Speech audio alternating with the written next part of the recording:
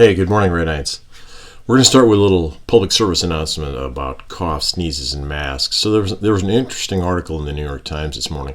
It had some animations and modeling of sneezes and coughs and that kind of stuff. So we're going to take 30 seconds and take a look at that. There'll be a link to the article on PowerSchool for you to look at the whole animation, because it's kind of cool and interesting to think about. So first of all, we know that when you cough or you sneeze, you generate a bunch of droplets, and those are the things that we're concerned about. So those droplets, if you have a cold or flu or coronavirus, that's where those things are going to be spread. The heavier droplets are going to fall to the ground, but the rest of the droplets are still going to remain in the air for a long time. So you've heard 6 feet, right?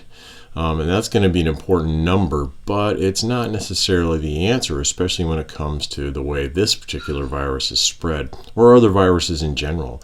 So the aerosol that's generated dissipates, and you can see in the images that I've thrown up there, the heavier, smaller, there's a difference in the way they spread. The heavier ones fall to the ground, the big ones don't. So 6 feet is a pretty good number and a pretty good distance, so you can see in these models kind of what happens to someone's cough or their sneeze when that first happens. 6 feet is okay, but there's pretty good evidence that says that stuff that's coming from someone's sneeze or cough remains in the air a lot longer and travels a lot farther than you might imagine. And depending on the room or the humidity or the air conditioning going on, the movement of air, people in the room, right? So that's all going to change, and it can travel quite a ways.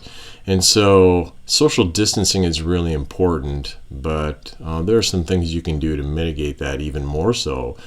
So 6 feet is good. 26 feet looks like it's even better in this image. All right, now, even when you just exhale, small micro droplets come out. And if you exhale really hard, even more stuff comes out. Even more, just breathing things come out of your mouth. So what can you do about that? Well, you can wear a mask. And masks catch a lot of the stuff, not everything. They do prevent things from going into you, but they also kind of dissipate the amount of stuff and the strength that whatever cough or sneeze or even breathing, that material that comes out of your mouth, right? All right. And if everybody wears a mask, which I know is not particularly popular, but if everyone wears a mask and engages in social distancing, that can have an even greater impact. Now, the New York Times has an app you can get for your phone that will display 3 feet and 6 feet of distance if you're walking around carrying your cell phone. We will give you those distances in different rings. You can kind of see that. So that will be in the link that I'll put on PowerSchool to that article in the New York Times. So some stuff to think about. Social distancing is important. Wearing a mask is important. So those things together can really curtail the aerosolization of the stuff that's coming out of people, and it can also prevent you from encountering it if you're out and about at the grocery store or wherever. All right, so let's quick look at the workflow. Remember, we started with this, right? So the genetics of the Fugate family, right? So DNA prompt, you built this.